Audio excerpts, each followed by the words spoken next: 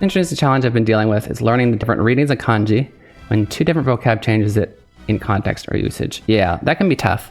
Obviously, I'm sure you've learned it. It's basically categorized by two kinds, onyomi and kunyomi.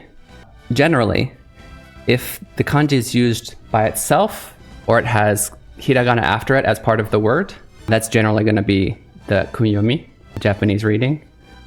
Whereas if it's two or more kanji together, I'd say 90% of the time going to be onyomi.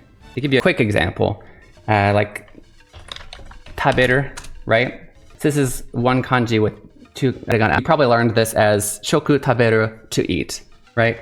So it's got the hiragana over here. You know it's going to be taberu and not shokuberu. That's not a thing. However, you might have the same kanji. This, you have two kanji in a row. So this is used with the onyomi, shokuji.